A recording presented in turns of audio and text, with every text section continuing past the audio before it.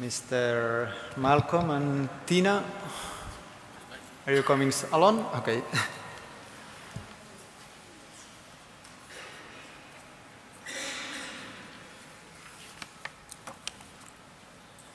Good afternoon. My name is Malcolm Possell from the University of Sydney. I'm going to talk to you about flammability in grasses.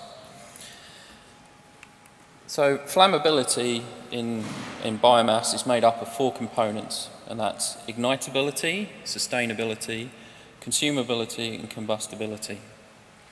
As a single measure, it's actually difficult to define scientifically, and that makes it problematic when you're trying to use it as a metric to assess fire hazard. Flammability itself is related to the properties of the fuel. This can be structural, for example, the surface area to volume ratio. It could be its chemical composition, its ratio of cellulose to lignin, for example, or it can even just be simply related to its moisture content. It has been shown in the literature that there are a number of potential test responses you can use to examine flammability.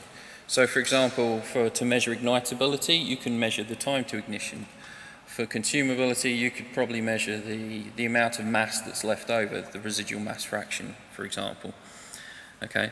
But a number of these relationships are actually intrinsically related, and that reflects the dependency that each of the 4 components has upon each other.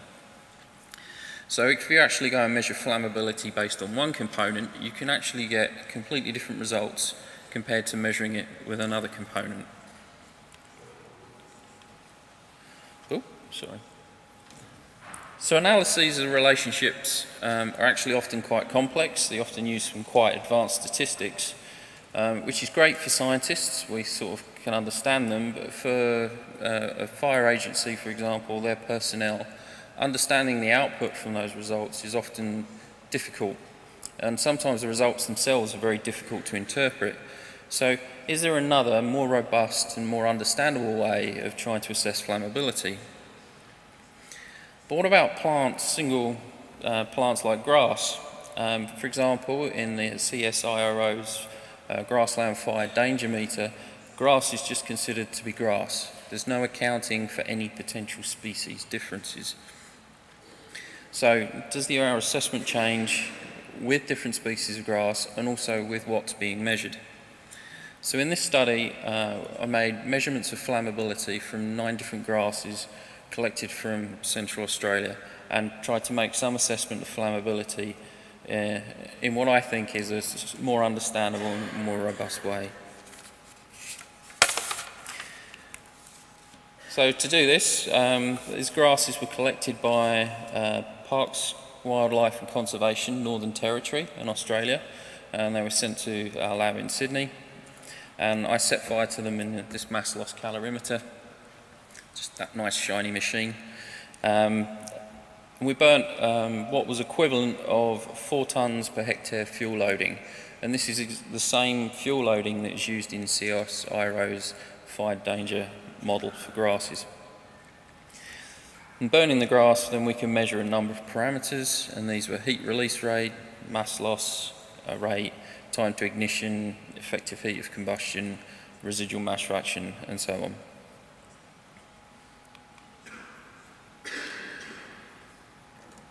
Because I said earlier, the 4 components of flammability are all related to each other. Depending on you can actually substitute certain measurements for certain components. So in this case, I ran 4 different simulations where we took the values, for example, of time to ignition, flame duration, residual mass fraction, and we transformed them to a relative scale of 0 to 100. This is simply because all the different measurements have different units over a different range. This is just to normalise them. And then basically, from those scalings, we counted an average weighted score. And the weighting allows for certain factors to carry more emphasis in the analysis. However, we don't have any a priori knowledge about what those weightings should be. So for this study, initially they were all treated the same at 0.25. To test the robustness of this simulation, we then applied the data through a Monte Carlo simulation. So all the input values, for example, of time to ignition, flame duration, and so forth, were replaced by probability distribution functions, your normal bell-shaped curve, for example. However, the weightings, because we wanted the average weighting, the sum of the weightings to equal unity, these distributions were skewed to 0.25. So if you're measuring your 4 components, you'd have 4 times 0.25 to equal 1. Yeah, to do the simulation though, you have to do enough numbers of simulations to get robust results. In this case, we determined it was 60,000. And for every iteration of the simulation, we actually calculated a weighted score. And from that, 60,000 simulations calculate the frequency that a particular species would turn up at a certain ranking. So I'll show you some results. So these are the actual results for the individual things that we measured. I won't go into extreme details on this, but I'd just like to point out that within things like time to ignition, your flame duration, residual mass fraction, your effective heat of combustion, and so forth, there are proper statistical differences in the values. So on their own, there are differences in flammability components, just from looking at the raw output values, and that's good. However, there are no real consistent patterns. The thing that ignites the fastest doesn't necessarily have the smallest residual mass fraction, for example. So what's going on? So if we rank the species just based upon those measurements, you'll see, for example, that I can't see either screen. I've got no glasses. Aeridia, for example, was 4th in time to ignition, but it was 2nd in flame duration, for example. So this reinforces what I showed you earlier from what White and Zipper found in 2010. Now what happens when we run the Monte Carlo simulation? So this is just the results for the 4th simulation, which was time to ignition, effective heat of combustion, heat release rate, and residual mass fraction. And what we can see in, for example, if we take Toyota-based Dowie, which is, we can see that 46% of the time it was always being ranked first. It was always the most flammable in this situation. And then it would come up ranked number 2, 23% of the time, and then 13% of the time in 3rd.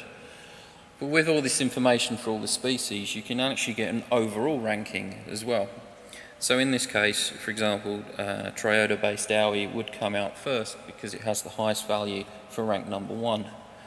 And then the highest one for rank number 2 would be Iridia, okay, and so forth.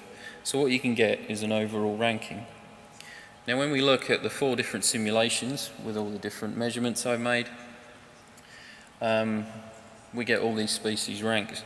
And what's quite clear, quite quickly, is Toyota-based Dowie always seems to come out on top, regardless of which measurement you throw in. And the polyphilus there always seems to come out last. It's great. I'm finding a consistent pattern. So I'm sort of answering my own title here. So when we use the multi-criteria analysis with the Monte Carlo simulation, I'm getting a consistent pattern. So yes, I'm answering the question that I based in the title of my presentation. But other things to notice, that not only were we getting consistently the same species first and the same species last, but 2 of the species, Crenchus ciliaris and Triodia pungens, were always ranked 7th or lower, and the remaining species were always in the middle in slightly different orders depending on which measurements you used.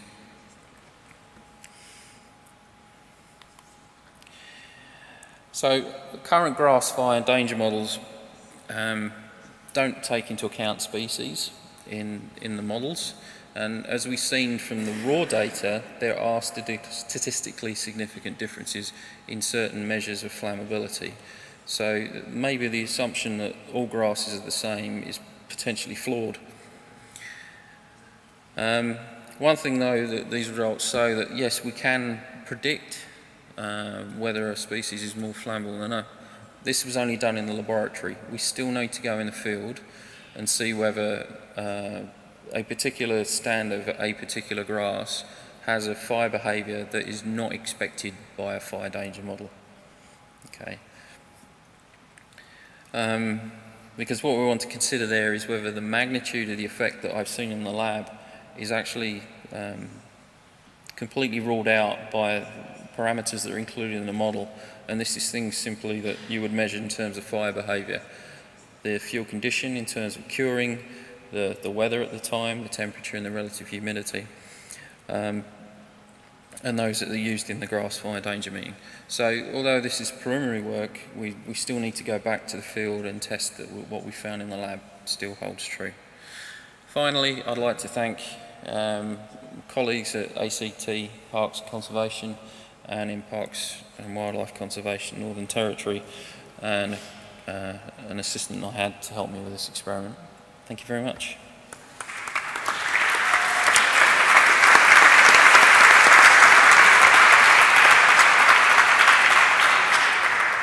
Thank you, Malcolm. Thanks for his great talk. I think it's really great how you added actually a meaningful fire behavior aspect to the flammability work that's out there that is often mostly descriptive. So thank you. We have time for 1 or 2 questions.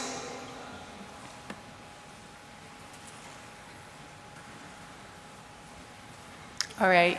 Is everybody asleep, or? Is that too good? Or was it just too clear? Any questions? More than happy to talk later. Well, then I do have a question. Yep, sure. What is going to be your next step? I mean, you mentioned a few things about, you raised a few important questions about fire behavior in the field and those predictive sets that they use. Is that a lead into what you're going to be working on next? Potentially, but the conditions that you wish to test this under are also the same conditions that give you very dangerous fire behaviour in the field. So it's not something you'll necessarily get a permit to do, because it's quite easy that you'll get an escape, and then you get in lots of trouble. So there's still some other analyses I like to do. We really need to compare our results to some of the more complicated statistical approaches that have been published, and see whether we get the same results with those as well. So we're just trying to check that, although we've used what I think is a quite simple approach, whether it holds up to a more robust statistical analysis. Great. Yeah, back there, the microphones are already. Thank you. I'm curious as to whether or not you think that if you were to take arrangement into consideration, such as the ideal compactness ratio, if that would affect your results. I suspect so. Bulk density can be a big factor. Unfortunately, with this machine, you can't control bulk density particularly very well. So that's why we used a fuel loading that was equivalent to a fire danger model. Thank you. And then a last question in the front here. Hello. Hola. Yo tenía una pregunta. ¿Te podrías apoyar quizá en las grandes empresas que hacen pruebas sobre biodiesel, que se están basando en herbáceas para obtener la energía? A lo mejor te puede ser una fuente de financiación, no sé si lo habéis planteado. Okay. He's asking about to use this species for biodiesel production, if you have any reflection on that. The potential of using this species for biodiesel. I don't know, honestly. No, I don't know, sorry. No tiene ninguna relación con el tema. Thank you. All right, thank you, Malcolm.